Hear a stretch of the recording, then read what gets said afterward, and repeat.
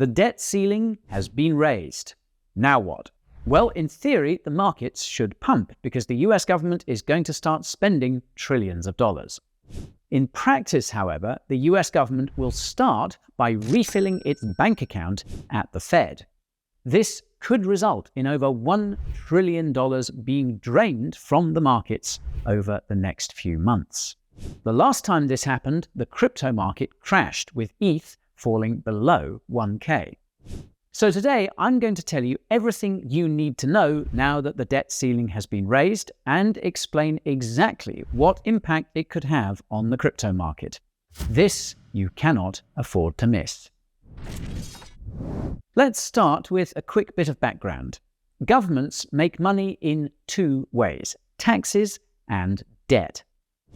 When the government can't make enough money from taxes to cover its expenses, it sells debt to make up the difference. This debt is literally an IOU. Give me money today and I'll pay you back later with interest. Governments can issue different durations of these IOUs. Short-term debt investments are called bills and long-term debt investments are called bonds. Bills tend to offer lower interest rates than bonds to compensate for the difference in duration. The longer you wait to get paid, the more risk you assume. That said, government bills and bonds are considered to be the safest investments you can have. That's because the government can take money from its citizens via taxes to pay you back in full.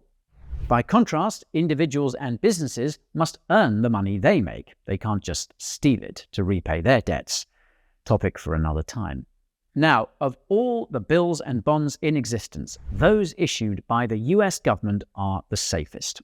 This is for many reasons, including the rule of law, large and liquid capital markets, and the fact that the US dollar is the world's reserve currency. As a result, US bills and bonds are the bedrock of the global financial system. This is why the prospect of the US government defaulting on its debt is so problematic. If the US government were to miss a payment on some of its IOUs, it would result in a sell-off of those IOUs. Everyone using US bills and bonds to back their own loans would get wrecked, which is, well, everyone.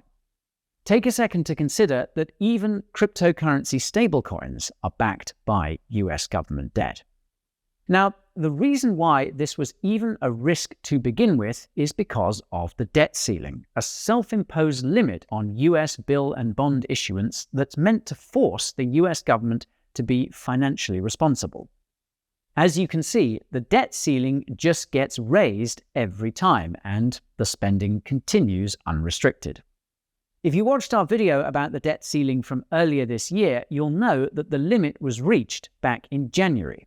This meant that the US government was unable to issue any new IOUs, forcing it to rely on tax revenues and the money it had saved in its bank account at the Federal Reserve.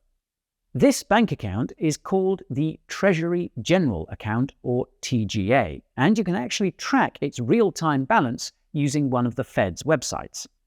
As you can see, the balance in the TGA has been falling since last May, and this decline accelerated shortly after the debt ceiling was reached earlier this year.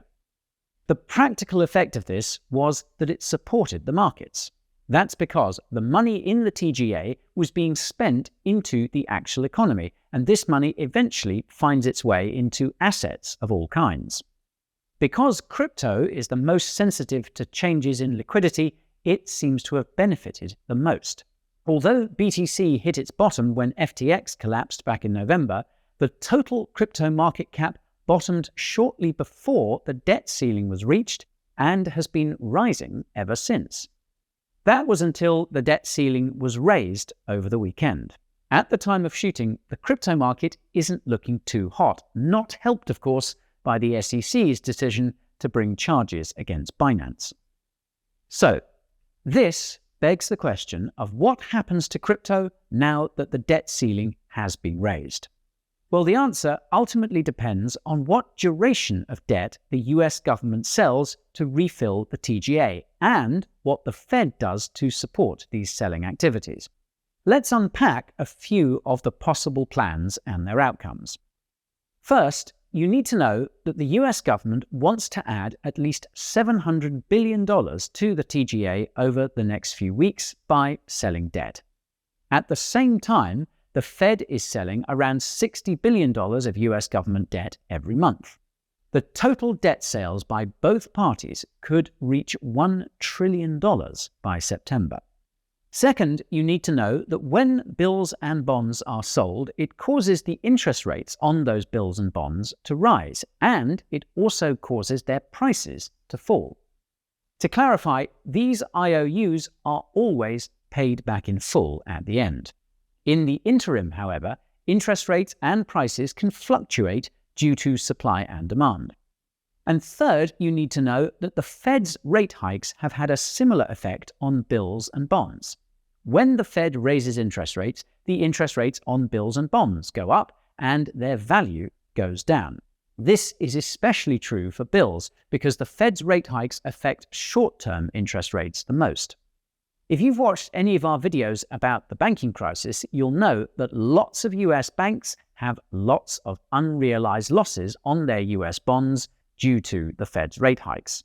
You'll also know that if they're forced to realize these losses by selling their US bonds to honor customer withdrawals, they'll go bankrupt. This is why it's very unlikely that the US government will issue lots of bonds to refill the TGA. It would make the banking crisis worse because it would increase these unrealized losses. Chances are that depositors would see these increased unrealized losses and get spooked, causing more bank runs. Meanwhile, non-panic depositors would see that they can earn a higher interest rate by investing in US bonds. This would increase the possibility that deposit flight continues regardless of if there's a bank run or not. Either way, the banks would be in trouble. The Fed could slow the pace of this bank walk by making it clear that it will continue to raise interest rates.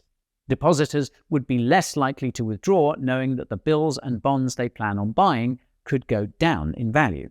However, this would simultaneously increase the unrealized losses for banks. The silver lining to this outcome is that it would cause crypto to rally because the Fed would be forced to intervene like it did back in March. This intervention would almost certainly involve some expansion of its balance sheet, which would benefit crypto. Remember, crypto is the most sensitive to liquidity. Now, obviously, the US government wants to avoid exacerbating the banking crisis. The Fed also probably doesn't want its top competition, crypto, to pump. This is why it's very likely that the US government will refill the TGA by selling bills. Multiple mainstream media articles suggest that this is the current plan. Here's where things get very interesting, but also very complicated, so pay close attention. Whereas banks are some of the biggest buyers of US bonds, money market funds are some of the biggest buyers of US bills. For those unfamiliar, money market funds are basically stablecoins, but for traditional finance. Like stablecoins, money market funds try to keep a stable value of $1 and invest in short-term debt, including US bills. Unlike stablecoins, money market funds pass on some of the interest they earn on this debt to their investors, hence why they're so popular with individuals and institutions. As you can see, the amount of money held with money market funds has gone parabolic in recent years and continues to increase because of the bank walk. This is because money market funds are treated as high interest rate bank accounts. This makes them a part of the so-called shadow banking system. Like other shadow banking institutions, money market funds are not insured, and their operations can sometimes be opaque. Unlike other shadow banking institutions, money market funds have access to the Fed's overnight reverse repo facility and actually make up most of the money in that facility. The Fed's overnight reverse repo facility is outside the scope of this video, but there's 3 things you need to know. First, the money parked at the facility is technically outside of the financial system and can flow back into it at any time. Second, the Fed sets the interest rate offered to users of the facility. Third, and most importantly, almost half of the more than $5 trillion sitting in money market funds is parked at the reverse repo facility, $2.3 trillion to be exact. This makes sense considering they're essentially holding that money with the Fed. There's no safer place they could keep it. Now, logically, there are only two reasons why money market funds would take money out of the Fed's facility. Either the Fed lowers the interest rate offered by the facility, or there's a similarly safe and short-term asset offering a much higher interest rate, such as bills issued by the US government.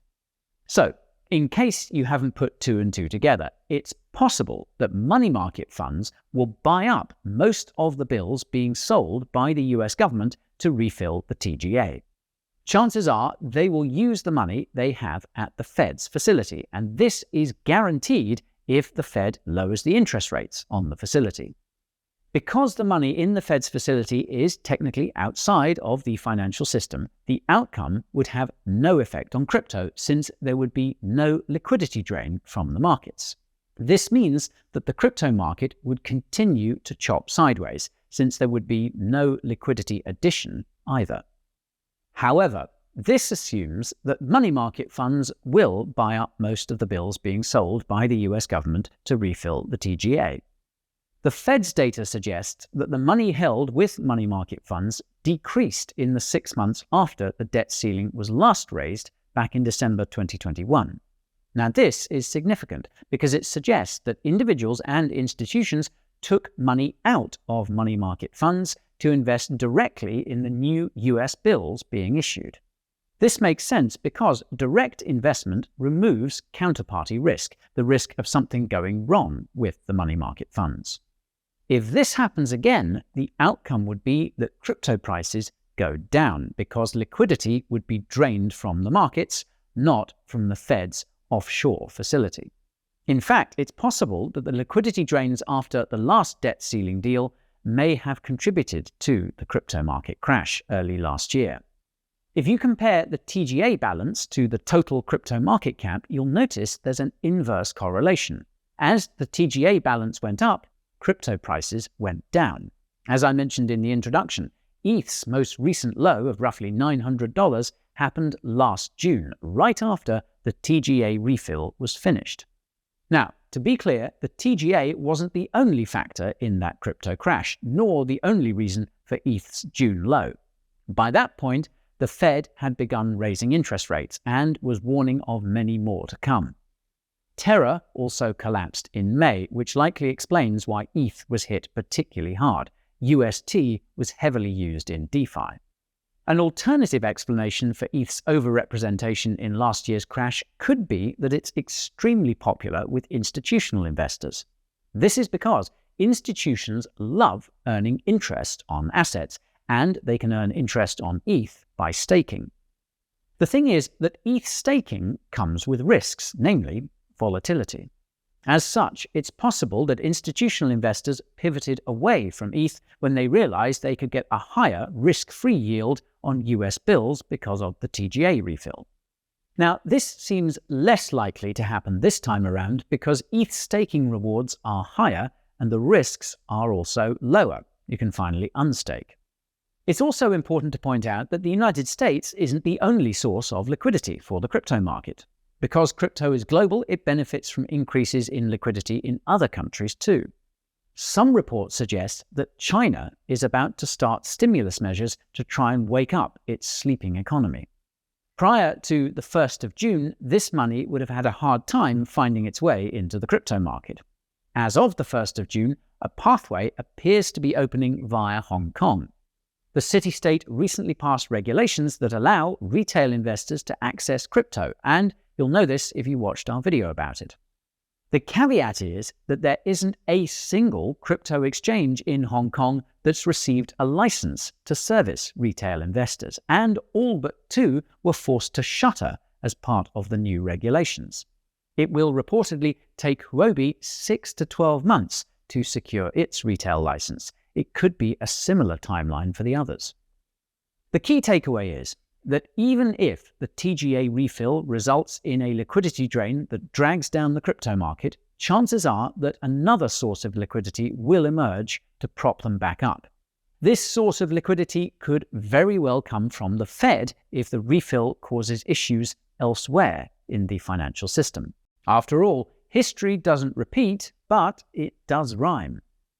Chances are that the TGA refill will cause stress to show up in different areas of the crypto market. There's of course no shortage of candidates, but I have a gut feeling that it could affect one of the largest stablecoins. If you watched our recent video about the changes in stablecoin market cap, you'll know that Tether recently revealed a detailed breakdown of the assets backing USDT. This breakdown revealed that almost 10% of the USDT in circulation is backed by money held with money market funds, presumably in the United States. And this is worrying because on the off chance that something went wrong with these money market funds, 10% of all the assets backing USDT could be at risk. This would likely result in a depeg similar to what we saw with Silicon Valley Bank and USDC. More about what happened there using the link in the description. Now, this begs the question of what could cause something to go wrong with money market funds. The answer is a shadow bank run, everyone rushing to withdraw their money.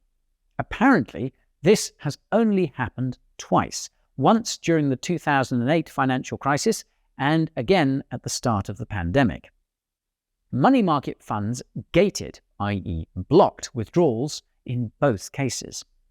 Given how much money market funds have grown, regulators have started to propose rules that would prevent them from being able to do this, notably the Securities and Exchange Commission, or SEC. As it so happens, SEC Chairman Gary Gensler recently warned that the SEC was still working on a proposal to prevent money market funds from stopping withdrawals during times of financial stress. What's odd is that this rule was supposed to come into force back in April, but never did. I can't help but be reminded of all the new banking rules that the Fed Vice Chair for Supervision, Michael Barr, had been working on before banks started going down. All Michael needed was an excuse to introduce these rules, and, well, now he has it. Call me crazy, but I think Gary may be looking for a similar excuse.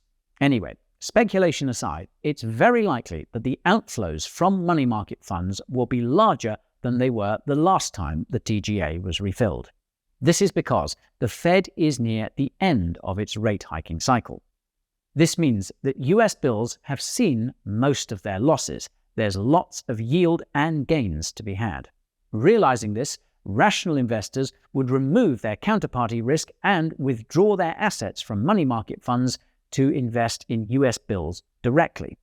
This could even include the likes of Tether. If there are lots of outflows in too short of a time frame, money market funds could experience issues. And I'm not the only one seeing this either. Macro analyst Jeff Snyder noticed back in April that there were signs of stress in money market funds. Specifically, he noticed that interest rates on some US bills were abnormal. He noted that this is almost the same thing that happened around the debt ceiling back in 2011. If you watched our aforementioned video about the debt ceiling, you'll know that the US government came within hours of defaulting on its debt back in 2011. This caused the markets to crash by 17%, and US government debt was downgraded for the first time in history, something that almost happened again this time. Jeff argues that the 17% crash in the markets wasn't due to the debt ceiling, but because of issues in money market funds. If he's right, then it's possible we could see the same thing happen again soon. The outcome of this would be catastrophic for crypto because it means that the largest stablecoin would depeg. But who knows? Maybe it's all just one big nothing burger. And that's all for today's video. If you found it informative, let me know by smashing that like button. If you want to make sure you keep on learning, subscribe to the channel and ping that notification bell. Be sure to share this video with your friends and family too. Now, as we've seen, crypto exchanges can be unreliable. That's why it's best to stick to the best. You can get trading fee discounts and bonuses of up to $40,000 on some of the exchanges listed on the Coin Bureau deals page. The link to that is down in the description. Thank you all so much for watching, and I'll see you next time. This is Guy bidding you goodbye.